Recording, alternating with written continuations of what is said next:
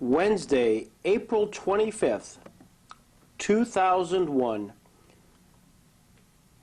at Kenyon College in Gambier, Ohio, was the site of an extraordinary reunion of various Negro League ballplayers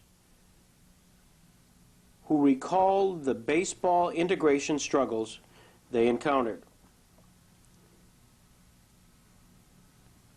As the Kenyon College press release stated,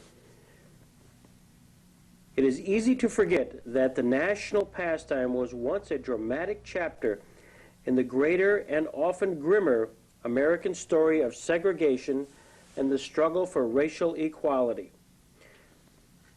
That story will be told by those who lived it.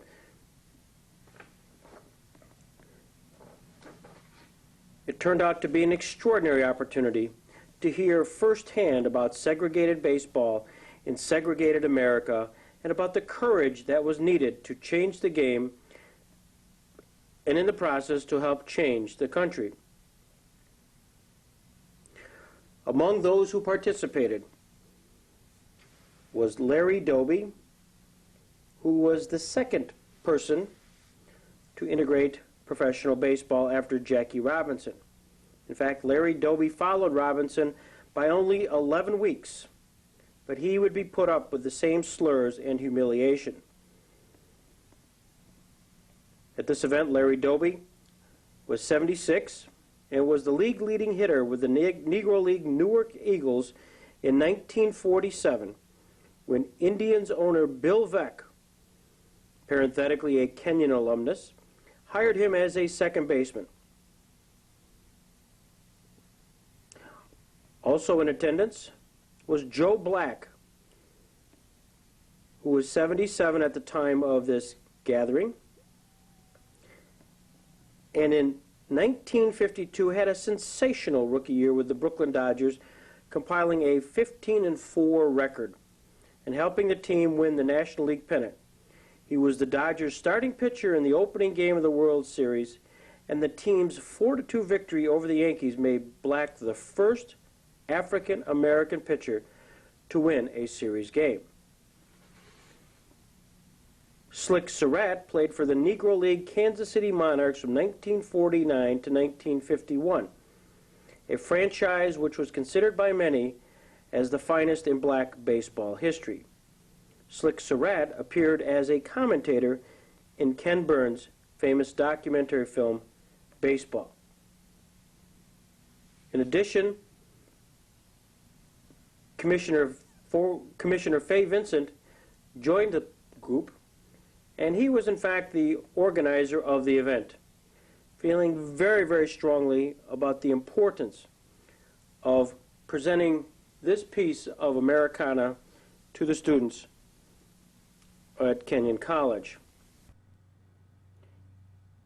Fay Vincent, a prominent attorney and business executive, served as the Commissioner of Major League Baseball from 1989 to 1992.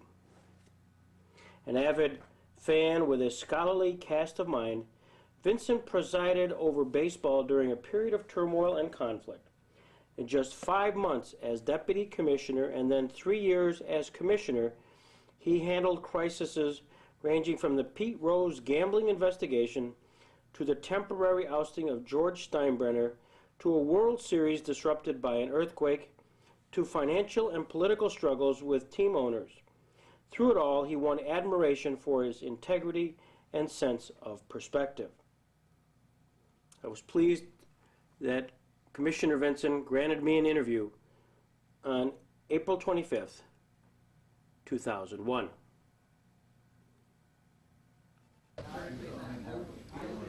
You know, it's hard to know whether the students will respond to this. Yeah. I hope so, because it's a very interesting, important part of American history. You think so? All right. You've tried this before? Yes, we did it at Williams College, where I went, and we did it at Carleton College in Minnesota. Mm-hmm. This is the third time. How are the results there? Well, they were good. We had a good time. Have you been like a proponent or just your affiliation with them is just, you feel it's a part of history that's been not told as well as it should be? I think that's right. I think I always felt that the Negro Leagues were slighted. In 1990, I apologized. We had a big convention of the Negro League players in Cooperstown, which I organized. And we brought them up there, and I apologized to them for what baseball had done. It turned out nobody had ever apologized. In all the years since Jackie Robinson, no commissioner had ever formally apologized to these people. So the Times, New York Times, ran it as a front page story, as if I was doing something that was significant. I thought I was duplicating what everybody had said every year. It had never been said. I learned something, which is you can't overlook the obvious. I mean, it's important to deal with it. So then I got very interested in their story. I mean, Slick Surratt fought at Guadalcanal, and he comes home from Guadalcanal, Iwo Jima, and he can't play baseball in the big leagues. Yeah. I mean, he thought he was on the winning side. Yeah. You're not going to see this one. You're not going to see them. They're not bitter. You can't get Doby or Slick or Joe to tell you that they're bitter about what happened. They're not. And that's remarkable. Remarkable. And they talk about a great generation. The black generation that came along in the 30s and 40s was remarkable. Yeah. Why we didn't have a revolution is really credit to them. Imagine going to Guadalcanal and coming home and taking an insult. I mean, the Japanese could have ridden in the front of the bus, and these guys would have been in the back. Okay. Their entrance into the game was denied for so long. Well, they were very badly treated, but the wonderful thing they did is they kept baseball alive in the black community. And think of what baseball would have been without Willie Mays or Henry Aaron or any number of the guys who came along. And I think what these fellows did, it was provide a bridge between the old days and the current group.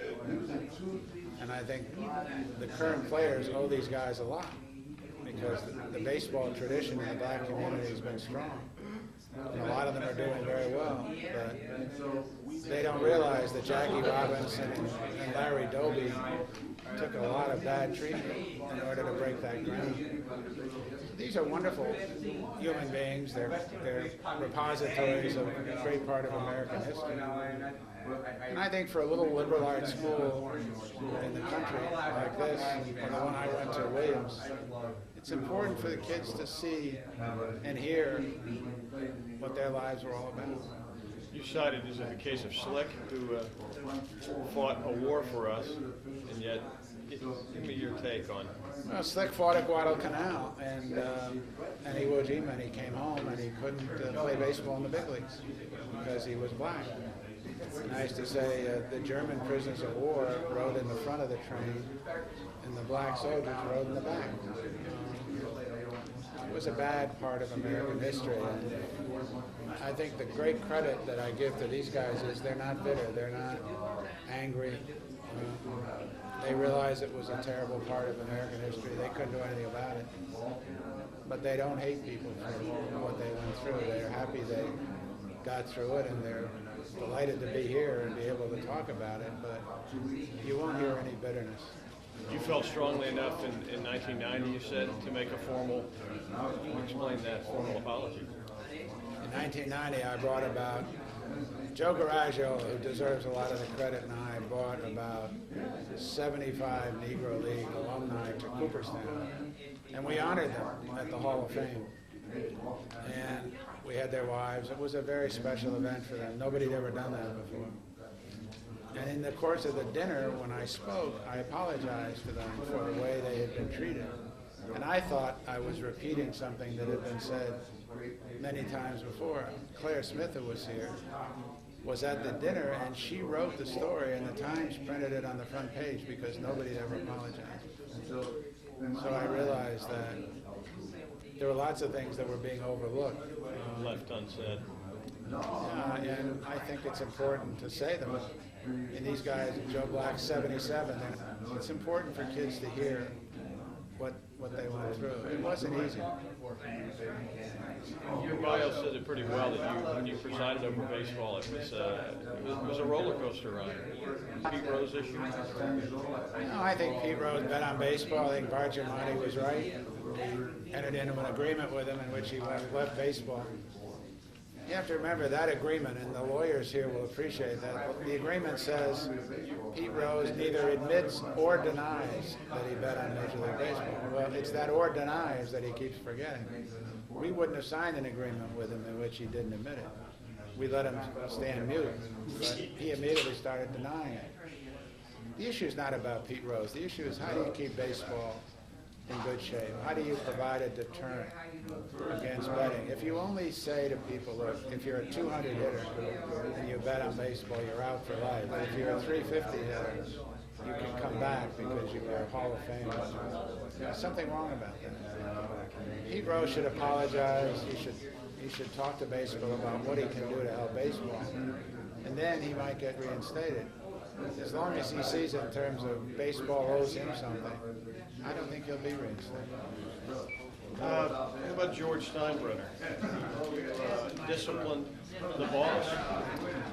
Well, he was paying a gambler for what he thought was information on David Winfield. You can't do that. I mean, obviously, that's a serious violation of baseball's rules. He entered into an agreement with me under which he said he would leave baseball for life. He said he didn't want to stay around, and he was tired. And George did. He wanted to turn it over to his sons, but the minute he left, he realized it was his whole life. And he then asked me if he could come back.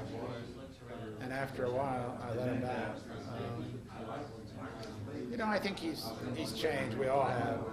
I think he's been much more discreet. And he's been a gracious winner, which is, I think, to his credit. But he's been very successful, and I hope he's not bitter. I don't think I ought to be. I mean, he goes his way, and I go mine. What's wrong with baseball right now? They say it's headed for a shutdown. You agree? Well, you have to remember, baseball is two worlds. It's the marvelous game on the field, and then it's the business. The game on the field is still magic, and it is wonderful, and it has assets that no other game has. The business of baseball has a lot of problems, and I think that we're probably heading for a tough go. I think the owners are going to try again to change the system. The owners say, we want a system that will protect us from ourselves. And there are very few businesses that have such a system. I mean, they want to pay a lot of money for players, and then they want a system that says none of us can do it. Because if one of us can do it, we're all forced to do it. Well, the players aren't going to permit that. And they say, why aren't we like workers at IBM or Microsoft? If somebody wants to pay us, we can move from one to the other. In short, the players have a very powerful argument. The problem is that the big clubs have all the money, and there are 3 or 4 clubs that are really struggling today, and baseball has serious problems. What would you do if you were the commissioner? Can you intervene? Or? I think it's a mistake for baseball, the owners, to think they can change everything overnight. And there's not going to be a salary cap the way there is in football and basketball. The players' union is too smart and too powerful for that. You can't change 25 years of mistakes in one negotiation. You have to say, we're going to make some small changes. It's going to take a long time to fix this. It can't be fixed overnight. The problem that I think Commissioner Seelig and the owners have is that they want to change things in a big way quickly. That is not going to happen. You were, or maybe they were, a little cantankerous with you. You had a... Well, sure, they were very angry with me, and they voted no confidence in me, and I said, you can't fire me because the baseball constitution says you can't fire a commissioner. And I would have won that lawsuit, I think. But I decided that life was too short, that I was a lucky guy. I didn't need the job. And if I won the lawsuit, I have to go back to work with people I didn't want to work with. I think I did the right thing. I mean, I miss part of it, but I don't miss the cantankerous fighting and the struggle with the players. It's not a way to spend your life. Do you buy tickets and go to baseball games? Well, I'm in a very nice position where I seldom have to buy a ticket, so I don't want to answer that untruthfully. I go to games, not many. I go to the Mets. I like Fred Wilpon and Mr. Doubleday. I go to see the Red Sox periodically, but I'm on the board of AOL Time Warner, and we own the Braves, so I go to a few games in Atlanta, but not a lot. That's enough. That's enough. I like small town baseball. I like minor league baseball. I go to some of that. You ever been to Cooper Stadium in Columbus? I've never been there. It's aged. But I know of it. I've never been there. do you intend to try to continue the tour with these guys periodically, or just try to? It's a cause you've taken up. It's a burden on them. I mean, Larry Doby, who comes tomorrow, has got some health problems. These guys are getting older. I consider it a blessing, every one I can do. I don't know that I can do anymore. I'll ask them if they want to do it. If they do, we'll find it. And you're a Mets diehard. Well, I root for the Mets. I mean, I root for the Red Sox because I have a strong sense of failure, and that gets reinforced on a regular basis. Yeah.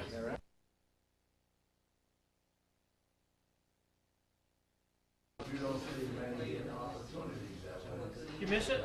You miss commissionership? No. I miss being close to the game, and I miss the chance to do some good.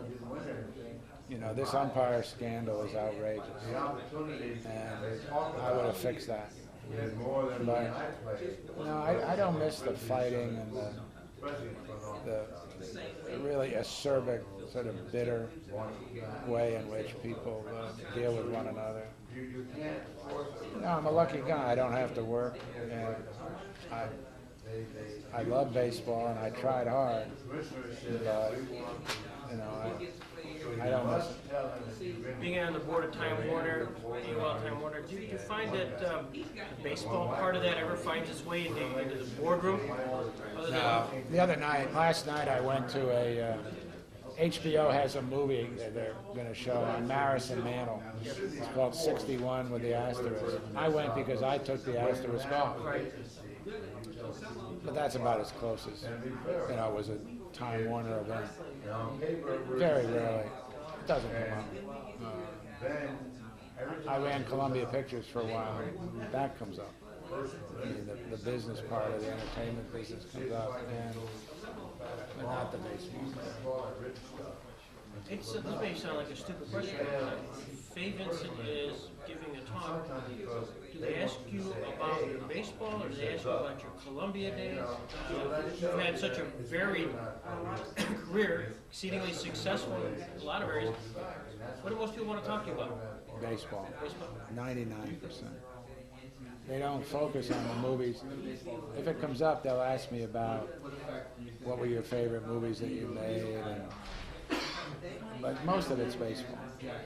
Baseball swamps all other public issues. That's the one people want to talk about. Pete Rose, Steinbrenner, what's going to happen. You hear the same questions. Yeah. Baseball is a big part of America's avocation. What should people be asking Fay Vincent that they're not? Well, what did you learn along the way?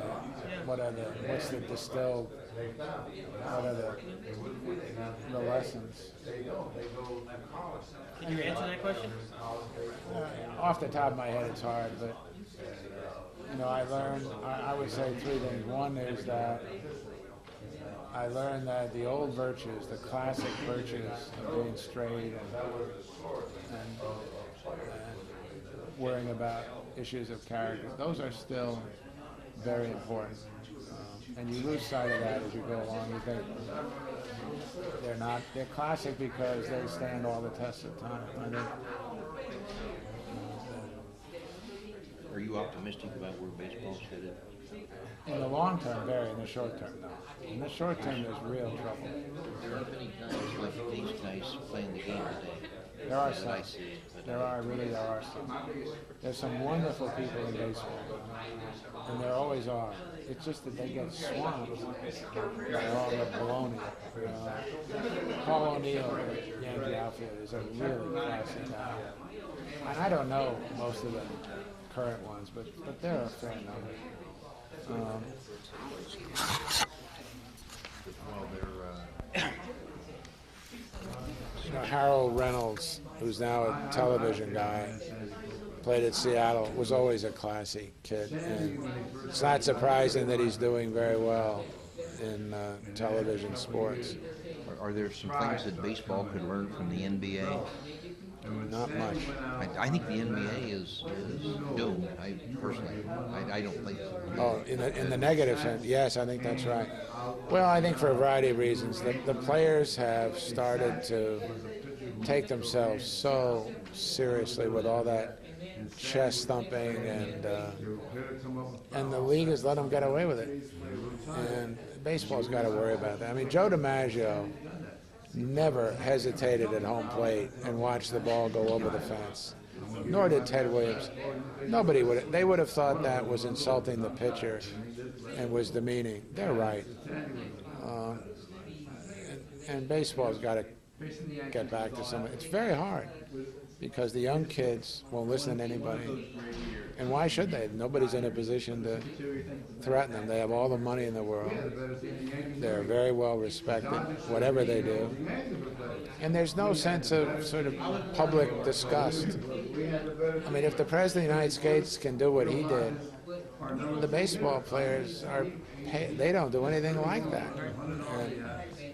And so they say, if it's not illegal, it's okay. And wearing your hat backwards and looking like a jerk, behaving badly to the public, disdaining autographs, being rude on television, being vulgar, all those things, getting off anti-Semitic stuff the way the basketball players did. None of that hurts. It's not illegal.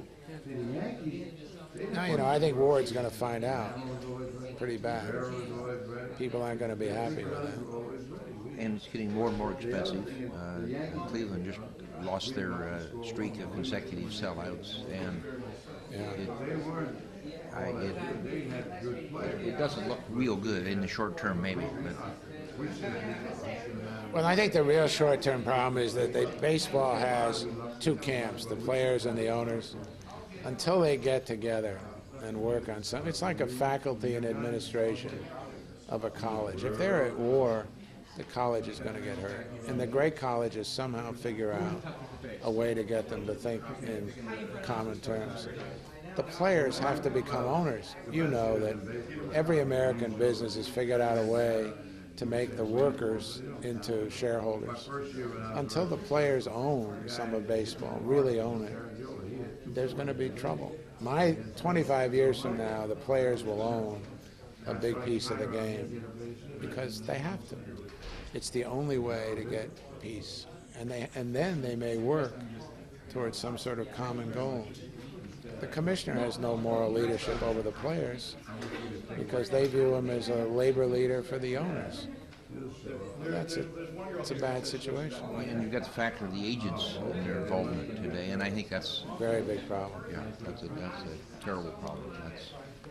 Absolutely. And I don't think the agents have any concern at all about the future of the game. No, they care about getting the most money for the short term. And but they're not sure how many guys in the future they're going to represent. So they got to get it now. Same with the players. And the players' view is, I can't worry about baseball in 25 years. Maris and Mantle didn't, and I'm not going to. My job is to make all the money I can get, sock it away, and be sure I can live on it.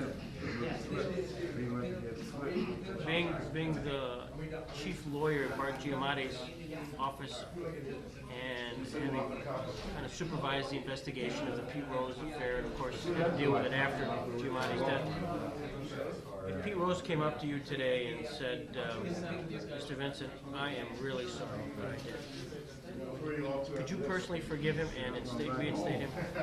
Well, saying sorry isn't enough. He has to tell me a lot more. Yeah.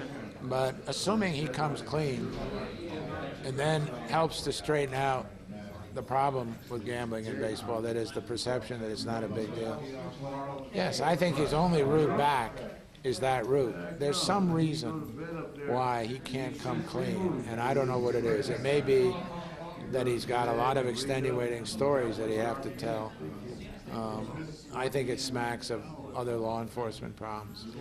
You know, he was really a bad guy. He did a lot of bad stuff. Plus, he has a personality disorder. Yeah, he really does. And, you know, I don't know if you've looked at it, but the report we put out is overwhelming. If you can go 4 pages into it without forming... John Dowd, who wrote it for me, said, you know, Fay, he said, if this were a jury, we wouldn't order lunch for the jury. They'd be right back. I appreciate that. He said, they'll be right back. I mean, it's just... And you'd say to him, Pete, all these calls from the clubhouse every night to the bookie. And the lady who kept track, she wrote down your name. Who was calling the bookie? It's the middle of July. Well, I don't know. Well, I mean, come on. People argue with me the evidence is simply overwhelming. It's either the greatest multiple-level conspiracy by people that never knew each other to frame Pete, or he did it. And it's inconceivable that he didn't do it. He did it. And he's got to face that. Bless his heart, Selig is very strong. So the worry is the next commissioner. You know, you get somebody who's playing to the gallery. The polls show that 75% of the American public supports Pete. Well, 75% thought that Clinton didn't do anything terribly bad in the White House. It says more about the American public than it does Pete, doesn't it? Exactly. It wasn't illegal. The fact is, it was illegal. But nobody's going to prosecute gambling these days. But it's the only real threat to organized sports is corruption. The labor problems aren't going to kill baseball. Real big corruption would do it. And look at football players at Northwestern, a really good school, were rigging a football game. Basketball players at BC, a very good school. A Notre Dame alumnus was trying to rig the Northwestern games. These are high-class, intelligent, educated kids who are corrupt. And if it can happen in college sports, tell me it doesn't happen in big league sports. It does. But the players know that if you screw around with baseball gambling, you're gone. And they know it because Rose is gone. We were privileged next to interview Joe Black, a hard-throwing right-hander who had a sensational rookie year with the Brooklyn Dodgers in 1952, compiling a 15-4 record and helping the Brooklyn Dodgers to win the National League pennant that year. He was the Dodgers' starting pitcher in the opening game of the World Series, and the team's 4-2 victory over the Yankees made Joe Black the first African-American pitcher to win a series game. He spent 6 more years in the major leagues playing for the Cincinnati Reds and Washington Senators before leaving the game to pursue graduate studies and then work for the Greyhound Corporation. The ever-entertaining Joe Black.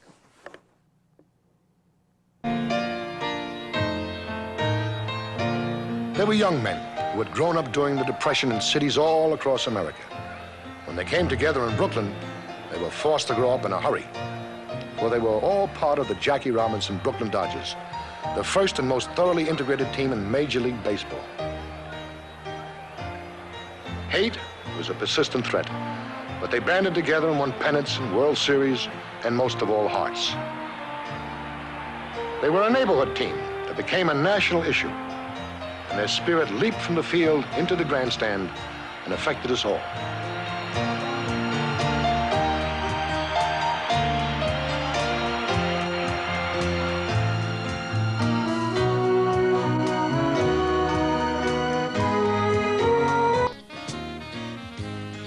In 1952, Joe Black, a 6'3", 220-pound relief pitcher, joined the Dodgers. In his rookie year, he won 15 games, saved another 15, and won a pennant for his team. It was the only successful season Black would have in the major leagues. When I was 9 years old and selling newspapers, I saw people standing around listening to the loudspeakers, the radio, and I asked this white man, I said, what are you listening to? And he says, the World Series. And I went home and I told my mother, I said, when I get big, I'm gonna be a baseball player because they're big shots. And she laughed. She said, why do you think they're big shots? I said, everybody stops to listen. And so I just started thinking, man, I'm gonna be a big league baseball player. Like Jackie Robinson. Anybody ever said that to you? Yeah, at his funeral, the lady, I was standing there, cold burn, this lady walked by and she looked in the coffin, looked at me, looked in the coffin. She said, who you guys fooling? I said, what are you talking about, lady? She said, ain't no Jackie Robinson in there. You Jackie Robinson. I said, lady, my name is Joe Black. That's Jackie Robinson. No, it's not. They had to get the cops to get that lady away from there. Really?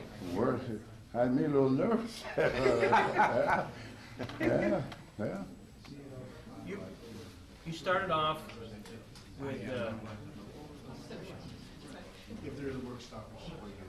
first of all, I gotta go right to the one of our icons up in our neck of the woods was Jake Pittler. Jake Pittler was your coach. It was your first base coach? Jake Pittler was the first base coach for the Brooklyn Dodgers. I know he was there in 50, 51. When I got there in 52, he was still there in 53. Jake was a integral part of the team, not only because he was the first baseman, but he would talk to players. Players liked him, because he's one of the few coaches that didn't have that aloof attitude about him. You could tease him, you could say things, and Jake would just laugh. I remember we played in Chicago, they'd ride down Lakeshore Drive, and they'd yell out, Jake! And he'd look at her, there's the Jewish Navy out there, and he'd laugh. He said, well, no, they don't have enough sails on those boats to be our Navy. You know, he wouldn't get angry. You know, he would go along with the joke, and then you'd be there, and it's like my first guy with the Dodgers, I tell people I was the best batting practice pitcher going. They said, why? I said, well, they weren't pitching me, so I thought, and I said, I got fired from that job. Jake Pittler, after 2 weeks, said, Joe Black, don't you ever come here and pitch batting practice anymore. I said, what are you talking about? He said, you throw too many balls in the stands. I said, Jake, they're supposed to hit the ball. He said, not that many. I said, what am I batting practice for? So Jake fired me as a batting practice. And I said, my goodness, come on, man. And he get down in first base, he used to say, hey, you got a base on my nice corner. He said, but Campanella told me, I said, tie a rope around you. I said, why? He said, because you like to just run. He said, you're a pitcher. Don't be doing any running on me, man, because that's a good man. I said, okay. But Jake, he was just a good guy to have on the team. He's good for the morale of the team. If you lost the game, he would come in and have the empathy. But he says, hey, we can go get him tomorrow. And but baseball, he was a part. We needed him. Because at third base, the managers usually coach third base in those days. And so you look over there, sometimes you don't want to look at the manager. But you always want to look at Jake. Always he had a smile on his face. You always keep it. But when you lost, you could feel it. He feels the pain just like everybody else. But he was one of the guys who would come over and encourage you. Because when you lose in the big leagues, you can get down. But Jake would tell you, hey, there's always tomorrow, and you'd feel good. So you guys who had an opportunity to be around Jake a long time, you're around a great guy, a great American, not just somebody in baseball. Speaking of other guys in baseball, I know they always ask you questions about the ball players, fellow the Campanellas, the Robinsons. But talk about Charlie Dressen, and talk about maybe some of the coaching staff, some of the guys, were they supportive of you and as a black baseball player? Well, the players, when I first went to the clubhouse in spring training, first person I saw was Preacher Rowe, and he pulled me over and talked to me, and he took me to my locker. The players were supportive of me the first day, and that was nice. It made you feel like you were part of the team. Even though I was just a rookie coming up, they didn't know me. But that didn't matter much, because the guy number 7, Charlie Dressen, made the final decision. And Charlie Dressen was an astute baseball man. He could steal signals, he was very good. But the one thing that I disliked about Charlie Dressen is the fact that he would have a doghouse. See, now I don't care who you are, you're going to have some moments when you're not quite as good as others. And when you lose a key game, and Charlie Dressen, he wouldn't talk to you. I remember spring training, we leave. We were in my first exhibition game. I'm going to start against the Red Sox. So I'm on the sideline, I'm warming up. You know? And I'm just throwing the ball, and I hear people in the stands say, well, that's Joe Bryant. I'm just saying, hey, he's supposed to take Newcomb's place. Oh, he can't take Newcomb. He doesn't throw as hard as Newcomb. So, bang! Oh, he does throw hard, doesn't he? And I'm just kicking in the throwing. And Pee-wee Reese comes over and says, Joe, say something against the Pee-wee. I'm not throwing hard yet. Say something for the game. I said, okay. So I go out there, and an inning and a half later, I'm gone. Red Sox are ahead 6-0. So now, I figure, okay, it's my first shot. Dressing does not speak to me the next 6 days. So I'm out there in the outfield with Jackie and Pee-wee, and I said, man, I guess I'm going to be sent back to Vero. I said, why? I said, hell, Charlie doesn't even speak to me. So Pee-wee says, you don't have to worry. Jackie said, yeah, you got it made. I said, how the hell I got it made? They knocked me out of the box and he won't speak. And they said, you know down in Vero when you go around and grunting and you ever notice these 2 white women always following you? I said, yeah. One is Mrs. O'Malley, the other is Mrs. Higgy, the owners of the team. They think you're cute. I said, isn't that nice? And they said, no, we just wanted to get a laugh out of it. They said, we'll talk to Charlie. And sure enough, 2 days later, dressing around, I'm right here in front of him. He didn't say, hey, big guy. He tells Cookie, makes Cookie drive going way over and said, tell Joe Black I want to see him. I was only 10 feet from him. So I go there. I'm going to pitch you Thursday against Phillies. Hope you do a little better. Okay, so now we're down there. Robin Roberts is pitching against me. 4 innings, they take Roberts out. Because we're just starting spring training. I pitched 4, I pitched 5, I pitched 6. The 7th inning was nothing. Puddinhead Jones hits the ball over the fence, home run. We're losing 1-0. He takes me out, and we lose the game, end up losing the game 3-1. He stops talking to me again. So I said, what the heck? So I waited about a week, and I went to him, I said, you know number 7? He's supposed to be a good manager. He said, I am. I said, but you're not a fair person. I said, this is the 2nd week of exhibition season. There's no pitcher pitched more than 3 innings, right? He's right. I said, for 6 innings, I shut out Philadelphia on 3 hits, right? Right. I said, 7th inning, a guy hits a home run. I said, putting it 25 to 30 home runs every year. Why? I said, yeah, but he shouldn't have hit one off you. I said, who else is pitching 7 innings this early in the season? Oh, you got a point there, okay. And so then after that, but he didn't think about me as a starter anymore. That's when I found out he thought he was going to stick me in the bullpen. But because that's like a sort of punishment. Back in those days, that was sort of punishment. Every pitcher wanted to be a starter. The Humpties went to the bullpen. You didn't want to be a Humpty.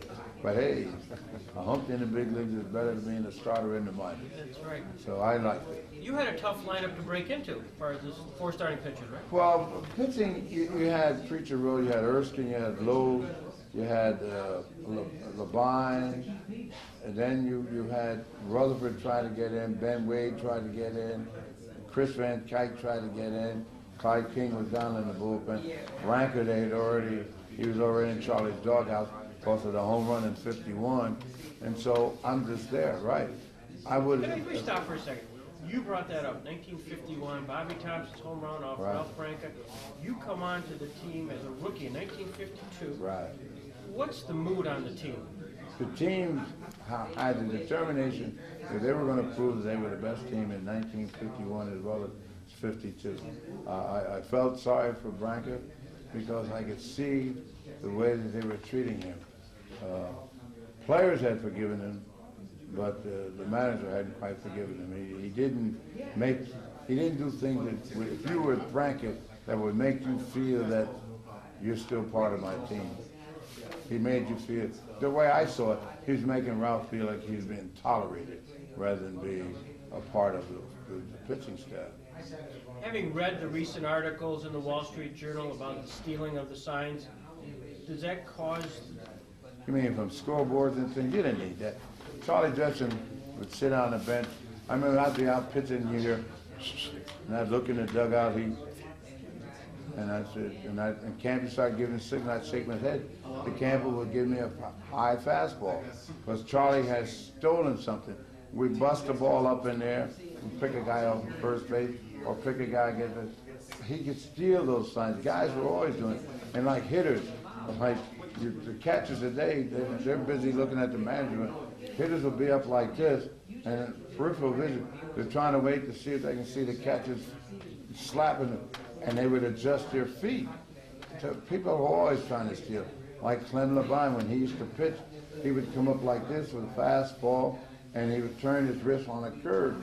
And they used to have to put a little sign on his glove, don't turn. You know, and people would notice things like this. The Cardinals had a pitcher. We always wanted to get a guy on first base, because when he had to take his stretch, anytime his arms went out like that, he was going to throw a curveball. And see, so stealing signs is something. This using scoreboards and stuff, that's a little sophisticated, but it's not new. I had a friend who helped the Reds one time win games by sitting in that scoreboard thing. But some hitters don't want the sign.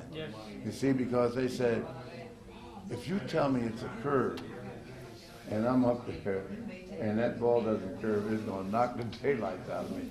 So some guys don't feel comfortable because you don't know what's going. And anytime a guy gets on second base, every team, the catcher changes their signals. You got signals when nobody's on base, when man's on second base, and if a guy misreads, that ball hurts when it hits you. And so some guys don't want it.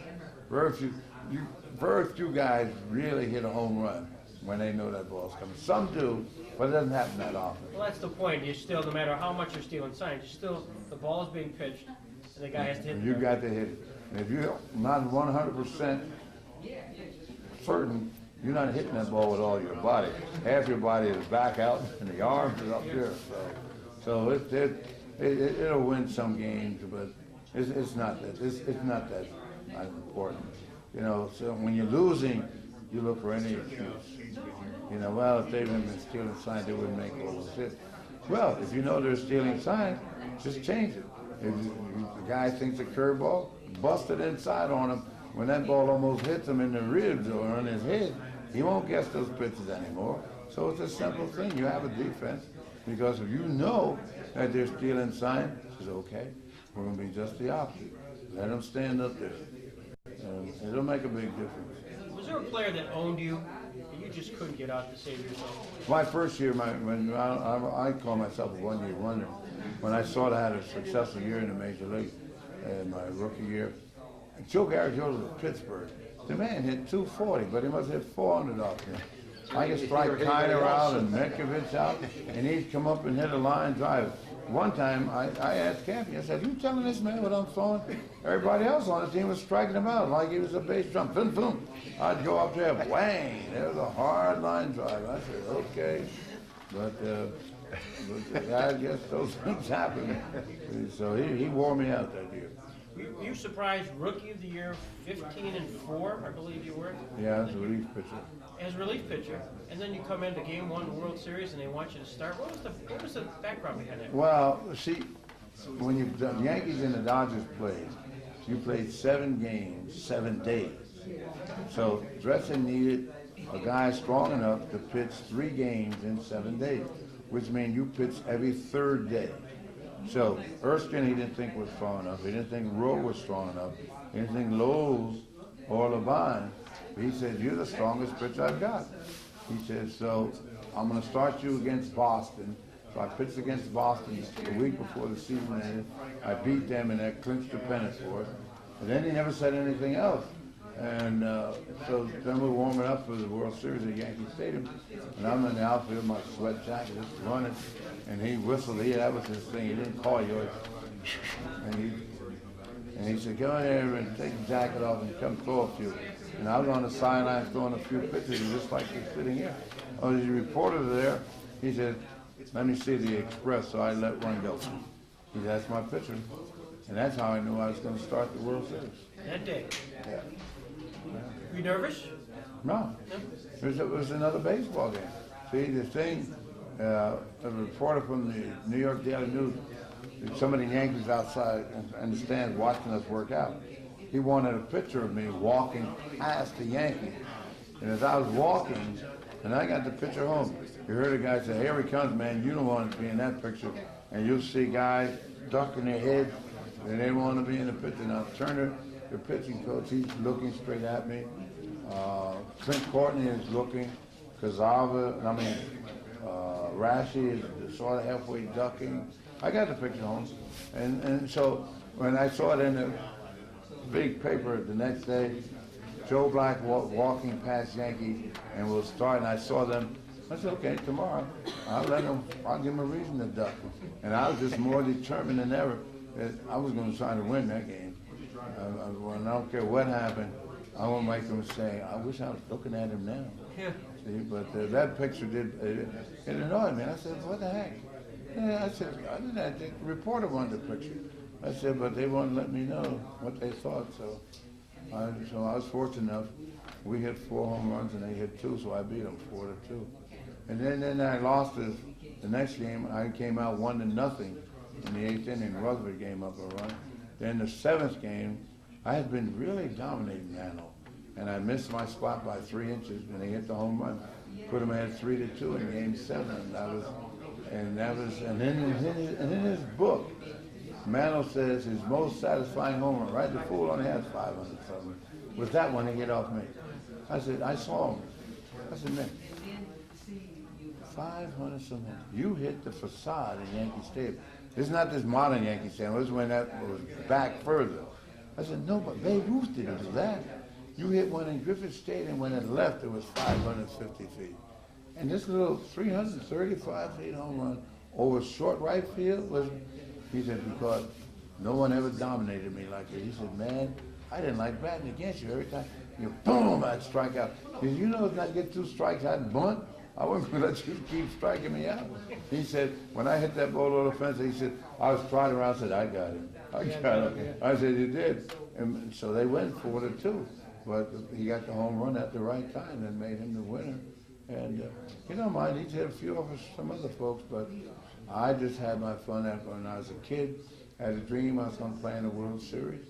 And I had a dream I was going to win a game, but I was going to be the shortstop hitting the home run. But either way, both dreams came true in 1 year, so I'm happy.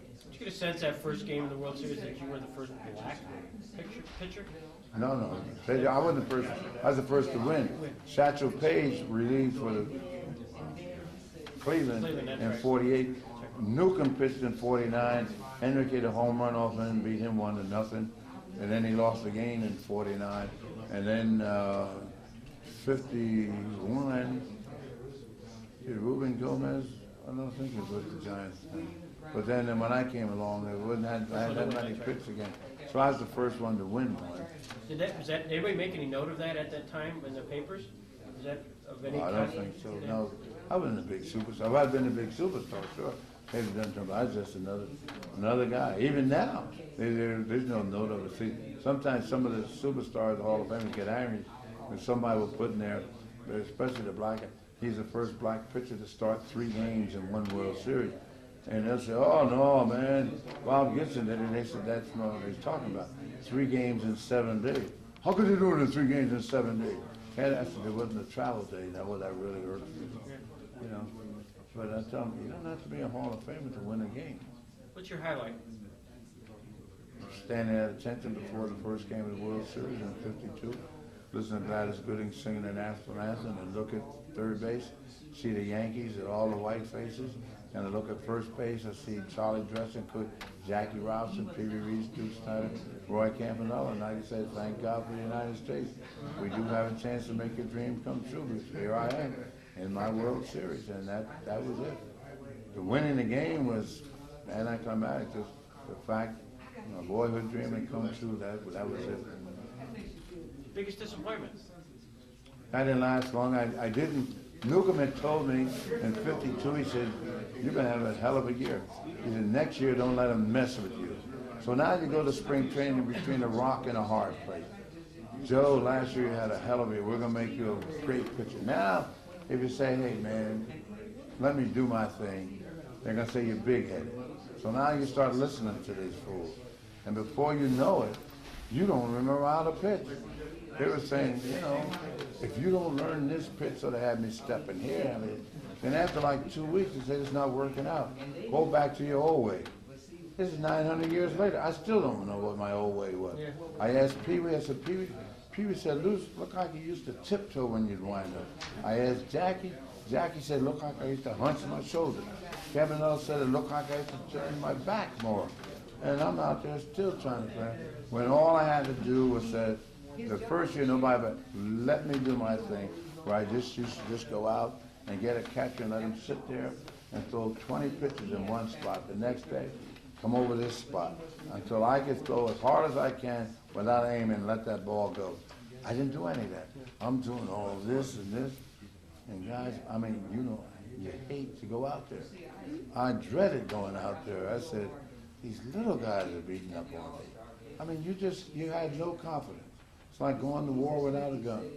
And that's my biggest regret, that I didn't have the guts enough to tell the guys, hey man, let me do my thing and take my chances.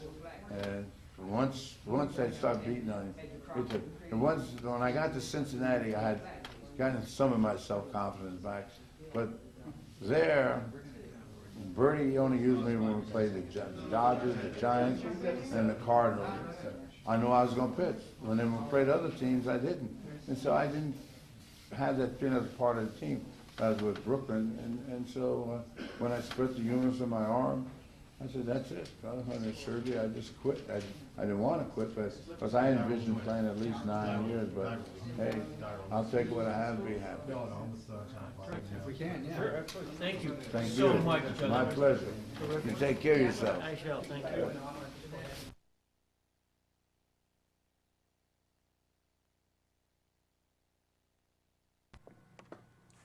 Our third interview was with Alfred Slick Surratt, who played for the Negro League Kansas City Monarchs from 1949 to 1951.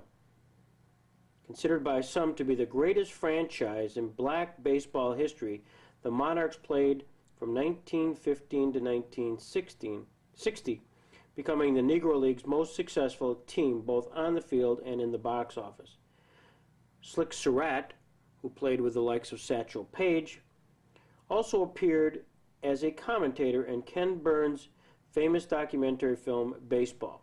He currently serves as an assistant secretary of the Negro League Baseball Museum, which opened in 1991 in Kansas City, Missouri. Slick Surratt.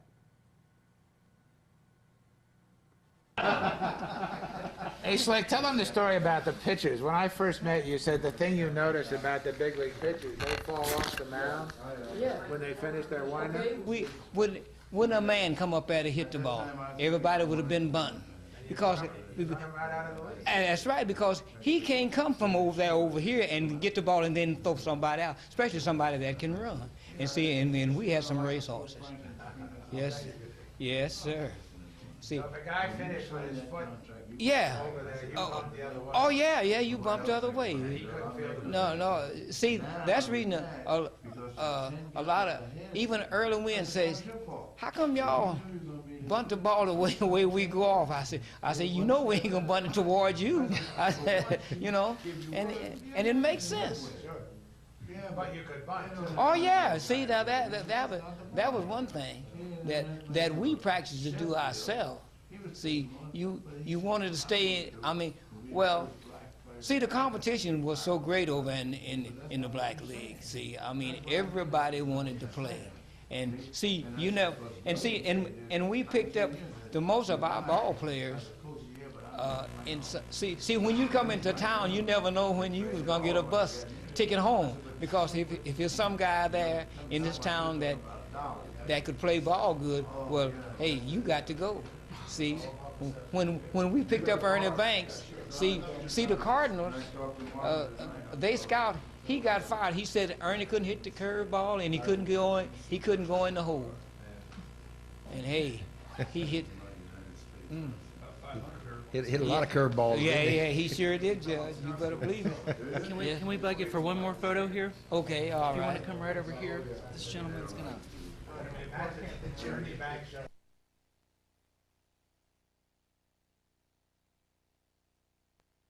In the Negro League, you knew, it was one thing about we had 16 teams over there, and each player, they would know whether if you was a ball player or not, because if you was in that town that weekend, even the cab driver would put on a suit and tie, because hey, the Monarchs is playing the Homestead Grays or the Memphis Red Sox, and everybody dressed, and they would even leave church. See, people used to think that in Kansas City that they was having a fashion show, because all the women would come from church. They would let church out an hour early, and all them big hats, you know, and all them. Well, see, people they were going to the ball game at church. But in fact, the preacher would let church out an hour early because he wasn't gonna have nobody. He wanted to take up a collection before they all leave. And if he didn't, well, you know, everybody would be at the ball game, and everybody wanted to have something to say with the ball player.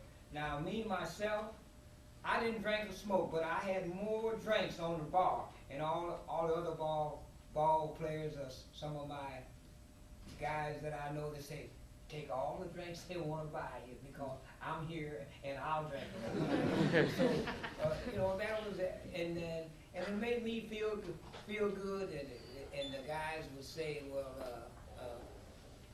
that's the guy, Slick Surratt. I used to live next door to him. Well, you know, it made you feel good. And then here I was, I had a suit on and everything, you know. Never had a suit on before, you know. But each player in the Negro League had to at least have 2 suits. And you would make a combination of it. And everybody respected it. Because I know I was in Tennessee, and a guy, he saw me that morning, he says, I know you're not a preacher. And he said, you don't look like you're smart enough to be a school teacher. And so he says, what are you? I said, I'm a ball player. I said, I'm one of the Monarchs. I said, I played here in this town last night. He said, I know you had to be, because he says, don't but 2 people around in this part of the country wear a suit. That's a preacher and a school teacher. So, I mean, you know, we dressed accordingly, and it was, I mean, we had some hard times, but I mean, just like Larry was saying, I don't have no hatred in my mind. Because, see, I was in a league that we could play. See, we barnstormed against some of the greatest ball players in the world. See, when you can barnstorm against Ted Williams, Ken Keltner, Bob Feller, Stan Musial, they are the best. And we got them out. And one of my thrills I had was when I was in the Army. I took a home run away from Joe DiMaggio. He was getting ready to cross second base. I was playing center field in Honolulu and went up on the wall and did one of those things and brought it back in, you know. Hey, that was a thrill. And then he shook my hand and he said, little boy, he said, you can go get him. I said, I can bring the bacon home.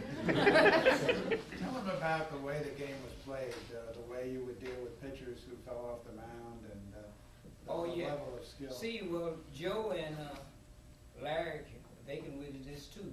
See, black ball player, we didn't have no 25 men.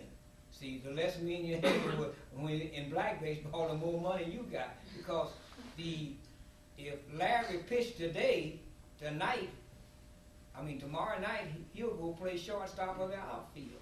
So we would pull that around. And what we would watch was a picture. You take a picture when he throw the ball and he goes towards first base. Well, we're going to bunt him to death. Every ball is hit back. He's going to feel it and coming from the third base side. And by the time he gets straightened out to get over there, well, you're going to be down to first base. Because I used to always tell him, if the ball bounced twice, hold it. Next week, we will conclude with an interview with the second major leaguer to break the color barrier, Larry Doby. However, to conclude tonight, I'd like to pay a small tribute to the man who originally broke the color barrier, Jackie Robinson. Park on Bedford Avenue, something was stirring. Something quite remarkable was happening. Until 1947, all baseball heroes had been white. The grass was green, the dirt was brown, and the players were white. And then in 1947, this man appeared on the field in Brooklyn. His name, Jackie Robinson. He could hit, bunt, run, steal. He burned with a dark fire and charged at ball games. But skills alone did not make Jackie Robinson the first black in the major leagues. Branch Rickey saw something extraordinary in this man's soul. Robinson bore the burden of a pioneer. He was hit by pitches, spiked, cursed at, banned from hotels. But he refused to be defeated by these obstacles. If anything, they made him stronger. The dominant truth of the Jackie Robinson Dodgers was integration. The struggle may seem modest now, but let me tell you, it wasn't modest then. It was monumental. Coming up through the South with Jack in those early years, picketing at the ballpark, the Klan picketed us in Atlanta, around the hotel, threatening letters, a lot of them. Take the field, you'd be shot. We would be coming north at the time, and people would holler anything at the guy. Some of those guys were too bad. We had guys that even took a slice out of him with a spike, running to first base, and spiked him. And tried to get his Achilles tendon and tried to sever that. That's how deep this was when he first started. Some of the pitchers I've heard around the league say we ought to form a place that everybody hit him at least once a game or something like that, you know. And if you remember the first 2 or 3 years, he broke a record for getting hit by pitches. The game was over. Then Jackie would go to some private home to stay and not go to the fine hotel, a major league hotel. We went to the finest restaurant that was in Alabama, and Jackie, Roy Campanella, had to have, and Don Newcomer, Don was there at that time, had to have a box lunch on the bus. Why didn't some of the white guys do something about this situation was a thing. What could they do? We had no influence on anything except their team and on the field. And we did do something. The players did do something about it. We accepted, we played with them. A foul ball went up over the dugout in Wrigley Field. In the old days, it was just an open dugout, and Jackie was the first baseman. And he went over and he leaned over and he started falling in the dugout, and he felt 2 hands holding him up, and he looked down, and it was Branca's face, and Jackie said, Branca says, nice try. And Jackie said when he trotted back to first base, he felt, hey, maybe these guys do want me. I just thank God that we were successful, because I look at it today and say, supposing we were not successful, would it happen today that black players is on every team in the National League and American League?